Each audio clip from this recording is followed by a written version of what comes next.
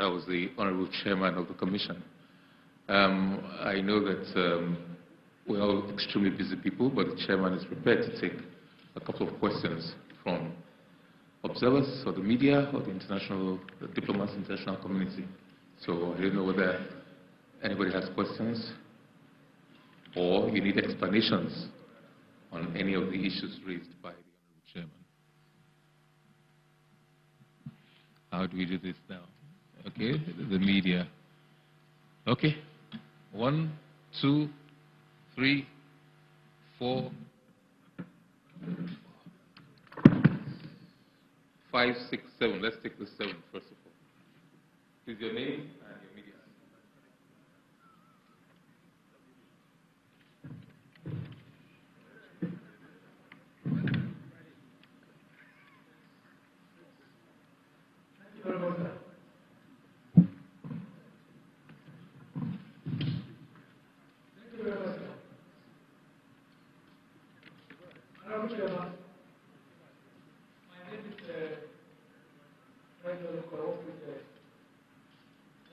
Newspaper.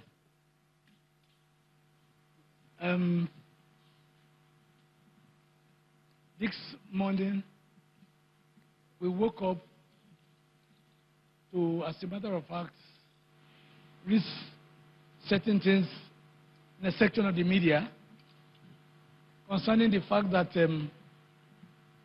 one of your national commissioners,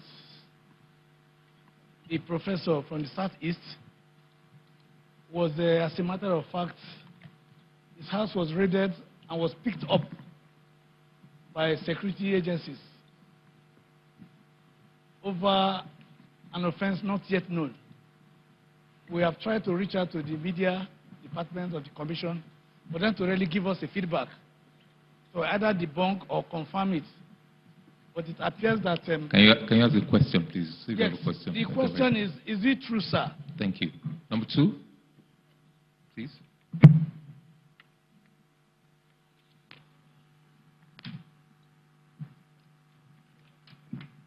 Mr. Chairman. Please proceed. Go ahead. Mr. Chairman, my name is Christian Ogodo, Arise News.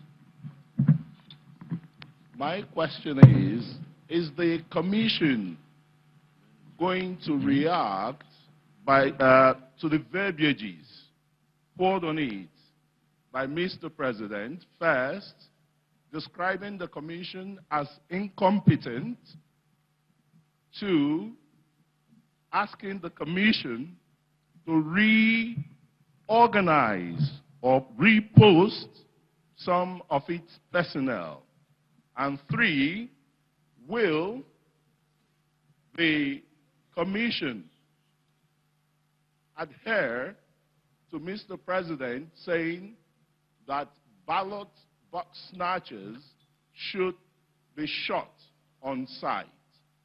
Those are my 3 questions. Number 3, Thank please.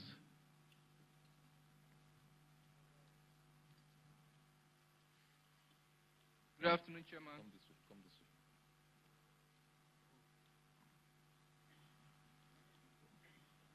My name is Adedayo Akinwale. I write for this day newspaper. Earlier today, sir, there was a report that Use the mic. There was a report that 6 of your directors were invited by the DSS.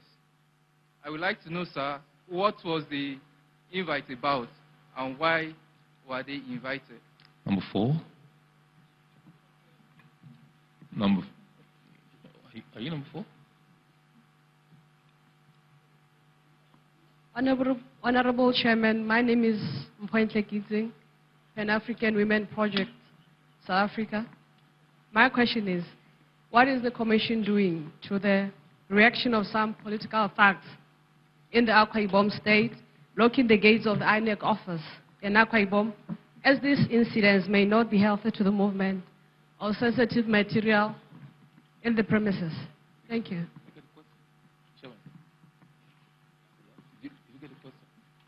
Can you, I'm so sorry. Maybe you step up here, please, so that I can hear the question. That mic didn't seem to do justice to the question. Okay. Can you repeat it, please? Okay. what is the Commission doing to the reaction of some political thugs in Akwa Ibom State, blocking the gates of the INEC office, as this incidents may not be healthy to the movement of sensitive material? Okay, about the blockage of Akwa Ibom office by the some gates. political parties. Political thugs. Okay, great. Thank you. Number 6. Yes. Hello, sir. Aaron Ross from Reuters. I wanted to ask how the elections can go ahead in Borno State amidst the mounting number of attacks, kidnappings of Electoral Commission officials, and buses of voters having been attacked by Boko Haram and Islamic State. In Borno State? In Borno State, yes. Okay, great. The last number 7. Okay. Still standing on the existing pardon me. I think he wants to know whether the election can continue in Borno State in view of the attacks that have prevailed there. I believe I got you right, writers? Thank you. Last one, please. Yeah, good afternoon. My name is Dr. Wambu Gabriel. I represent the Center for Credible Leadership and Citizens Awareness. Now, in the social media, we see a lot of postings. Nigerians are skeptical. They are wondering if the result sheet, that is essentially the Form EC8A, has gone into bad hands or wrong hands as a result of this postponement. Now, our question is, what is the Commission doing to ensure that this Form EC8A does not go into wrong hands? Thank you. Thank you very much. Okay, Chairman will respond to those 7 questions, please.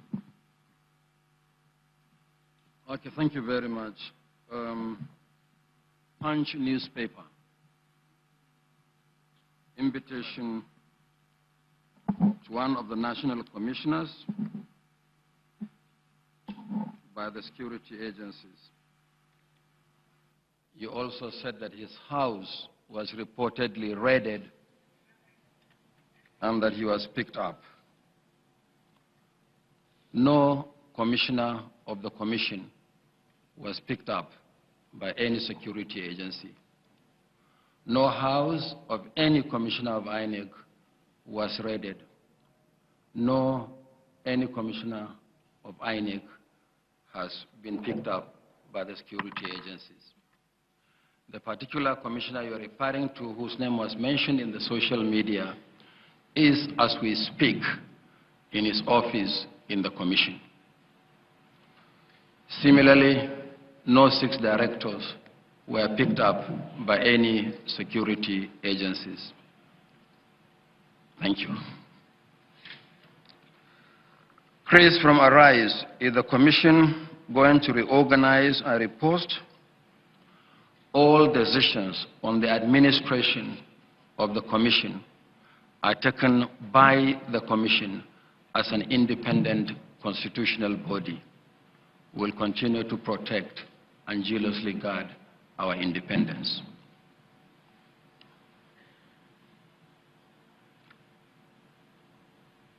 Then you asked, should ballot box snatchers be shot at sight? The position of the Commission is that all violators of the Electoral Act should be punished according to the provisions of the Electoral Act. Then there's a question from a lady from South Africa. What is the Commission doing about gates of the Commission locked up in Akwa Ibom State? I think she's probably referring to what happened a few days ago. I recall that something like that happened in Rivers, of a group of demonstrators requesting that some particular candidates must be on the ballot. I have no recollection, I have no understanding of what happened in Akwa Ibom, unless it happened in the last 1 hour, because I spoke to the REC around 1 p.m. So if you are referring to Rivers, it's the usual thing that happens. In a democracy, people exercise their right to demonstrate, provided they are orderly and within the law.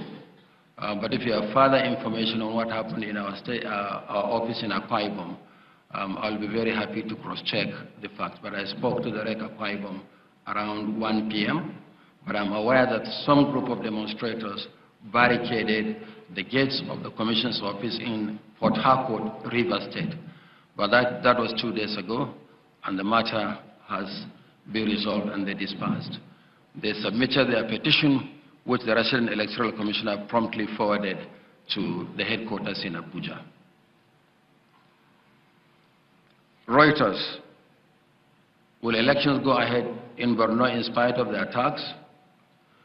Well, we have identified 8 local government areas where citizens reside in camps. They are called internally displaced persons. And it's not only in Borno, but also in other states of the Federation. And the Commission, just as we did in 2015, will afford citizens to vote in the internally displaced persons camps based on the same procedure and the same protocol adopted in 2015. But if there are new security situations that have arisen for which the Commission hasn't taken into consideration, that is a new thing that is not part of what we have planned for 2019. But for what we know, elections will take place in Borno State, in the substantial part of the state in the normal way, just like Nigerians will vote in other states of the Federation. But in 8 states where we have internally displaced persons, the protocol that we established for voting by internally displaced persons will apply in the 8 local government areas of Borno State. Social media postings, result sheets going into the wrong hands. The Commission is unaware that any of our result sheets have gone into the wrong hands. Yes, we agreed that we deployed on Saturday, but we recalled the sensitive materials and returned them to the vaults of the central bank. To ensure the integrity of the process and the audit that I promised stakeholders on Saturday, we dedicated today in all the states of the Federation to confirmation and verification of the materials returned to the central banks by political parties and other stakeholders before we begin deployment to the local governments from tomorrow. And it's not only the EC8A. EC8A is the result sheet for the polling units. We have the result sheets for collation at different layers of collation. We have the B for ward level, we have C for local government level, we have D for either state or constituency collation, and then we have E for declaration. I haven't had any adverse report that any of these categories of our EC8 series has gone missing. I hope I've responded to the questions. Okay, thank you so much. Are there any more questions? Number 1, number 2, number 3. No? Okay, please.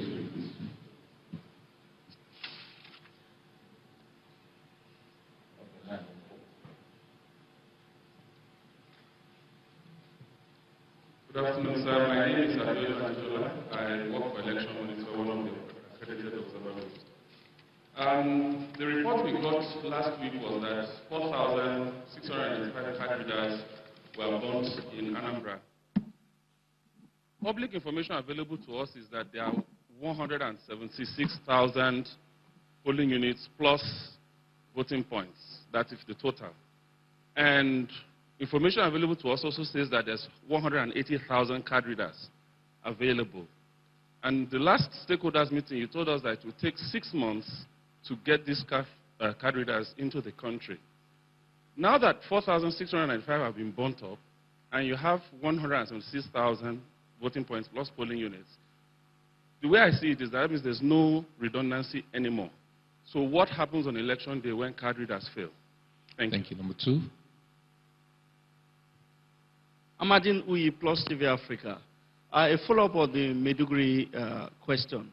Just yesterday, about 11 political parties came out in Maiduguri to say the relocation of the IDPs in those 8 local government areas to new voting centers, that is not feasible. They condemned it, saying it's virtually like a death sentence for a lot of those IDPs because of the current security situation. We have just like 3 to 4 days before the general elections. Is it enough to do a risk assessment and a relocation of those voting centers if the lives of the IDPs are endangered? Secondly, there are reports going around saying that talking about the reconfiguration of the smart card readers, saying a member of a political party who is currently participating in the election, he supplied those readers, and his company is the one reconfiguring those smart card readers for INEC. Please, how true is this, and what is the Commission's position on that? Thank you. 3, please. My name is Somna Shagari Sambo, political editor, New Central TV. I just have 2 questions to ask. First of all, I want to ask Honorable Chairman if it's true that you experienced sabotage in the aspects of distribution between your men and the central bank, and we had a situation where your resident electoral commissioner in Katsina confirmed that some of the voting materials meant for that state were brought to Abuja here, while some meant for that state were taken to either Sokoto or Zamfara state. And what are you doing if indeed there was this sabotage between the central bank and your staff? Secondly, I want to ask, sir, you need to clear this for Nigeria and the world. Is it true that irrespective of the fact that you have a national commissioner in charge of logistics, you decided to set up an ad hoc committee and you did not allow the national commissioner who's in charge of logistics to take care of this logistics, but used someone who was a former Air Force officer to be in charge of the ad hoc committee, and that has resulted in this logistics nightmare that Nigeria is facing at the moment? Thank you so much. Number 4, please, final one. My name is Emmanuel Olonuha from News Agency of Nigeria. My question is on the number of PVC collected. Before the election was postponed, you actually promised that you update Nigeria on the numbers of PVC that had been collected and the one that were yet to be collected. Please, can you give us the statistics? Thank you. Thank you very much. I think with that final question, we'll switch over to this side of the hall. Honorable Chairman, sir, perhaps you want to respond to those questions. Thank you very much. Biodun Ajijola, the smart car readers, the 4,600 for Anambra. I know that you have so many statistics in your head, as always, and this is always appreciated by the Commission. The 4,600 smart card readers in Anambra were not all the only card readers in the state. The fire affected card readers in out of 23 local governments, 21 in Anambra, affected only 17 local government areas. We had functional card readers in 4 local government areas that were not affected by the fire. And therefore, what we did, as we explained, was to mop up spare card readers. But that doesn't mean that the states have not been deprived of extra capacity in case there is a malfunction of the smart card reader. The position of the Commission has always been that in the event of malfunction, you have a spare smart card reader. And we have always deployed on the basis of 2 extra smart card readers per registration area. And we have 8,809 registration areas. So what we mopped up from the states, Biodun, is without prejudice to the availability of smart card readers for deployment in the event of malfunction. So we still have spare smart card readers to deploy in case the ones deployed, anyone deployed to the polling unit fails. There is no way we can mop up all the card readers and deploy, and the states are deprived of extra. In fact, what we have done is also to help Anambra in the sense that it also has the same number of smart card readers per RA to deploy on election day. In a place like Lagos, where you have big RAs with large number of polling units, we deploy more spare card readers because of that reality. So it is not accurate, it's not correct that we have no spare capacity of the card readers. The Commission has never always procured equal to the exact number that we require. There is always a margin, what we call redundancies. So I have no fear about it, Biodun. We have spare capacity on election day. 11 parties called for the relocation of IDPs. The Commission will do whatever we are required to do under the law to protect voters and the electoral process. And wherever there is a danger to voters, to personnel recruited by the Commission for the conduct of election, will apply the provisions of the law. We'll never put voters, our own ad hoc staff, or regular staff of the Commission in the harm's way for the conduct of elections. That will be irresponsible, and that will be in violation of the law. So there will be an assessment. We have been doing risk assessment, and we review the risk assessment, and we share information with the security agencies. I want to assure you that wherever we think that there is a risk posed to voters and our own staff, we will do the needful under the law.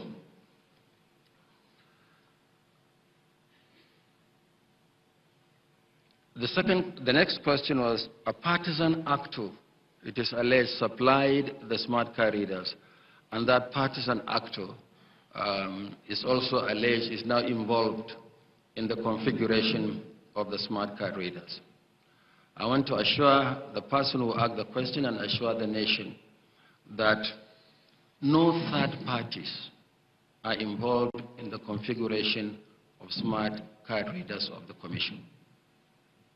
The purging, whitelisting, installation, upgrading of software, and configuration of smart card readers are done entirely by officials of the Commission. So there is no way any vendor outside can be involved in the configuration of our smart card readers. So it's not true that anybody who has supplied anything is involved in the management, configuration of the smart card readers in any way. This is entirely done by the Commission's IT staff under the supervision at state level of the HOD's ICT or some officials posted from the headquarters of the Commission. So there is no way any vendor can partake in the configuration of smart card readers. You talked about, somebody asked a question or observed that there were some materials found in some locations. Yes, we have always said we are going to come clean and open and transparent before Nigerians. Yes, in the course of distribution, you may find a parcel that belonged to one state in another state. Once that is discovered, it's handed back to the central bank, and the central bank delivers the parcel to the right state.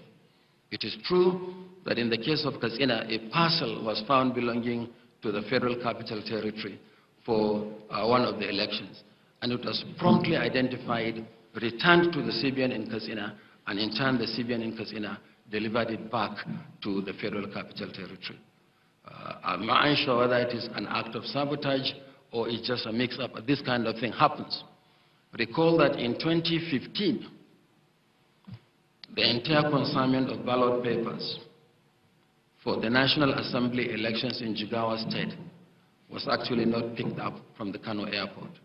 The Commission had time to recover the National Assembly elections in that state that we should have combined with the presidential election were now combined with the state election 2 weeks later. So this kind of thing happens in a huge country such as ours with logistics. But I have no evidence that it can be attributed to sabotage. It's a small parcel from the FCT found in Katsina, and it is being returned to the FCT. Then somebody asked about the decision of the Commission to set up a committee to replace the roles and responsibilities of the Commission's statutory committee responsible for electoral logistics.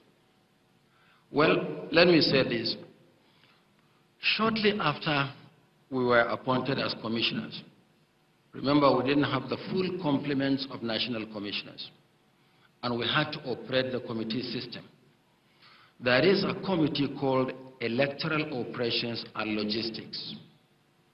But in 2015, that committee operated as Electoral Operations distinct from Logistics Committee. And they were headed by 2 different commissioners. But in 2015, the 2 responsibilities were combined, and 1 commissioner was appointed to be responsible for that. As we approached the 2019 general elections, we thought that instead of separating the two committees, we should allow the Electoral Operations Committee to continue with its functions for electoral operations, which includes many things, including the revision of the regulations and guidelines for the conduct of elections and the conduct of the many off-season elections, for which, as I reported on Saturday, we had 195 elections off-season between 2015 and the Oshun governorship election in September last year. So the committee retained its responsibilities for electoral operations, but the commission decided that responsibility for handling of logistics, basically the movement of material from some locations to states, should be under a committee of the commission, which is an advisory ad hoc committee, which I publicly inaugurated. It wasn't a function necessarily taken away behind the back of any commissioner. It was the decision of the commission not to saddle the Committee on Electoral Operations with the responsibility of handling logistics as well. So a committee was appointed, which includes 2 other national commissioners, a number of directors of the commission, as well as external members. External members include the Central Bank of Nigeria, the Armed Forces, the State Security Service, the police, Air Force Management Authority, and many others that contribute to moving materials to locations.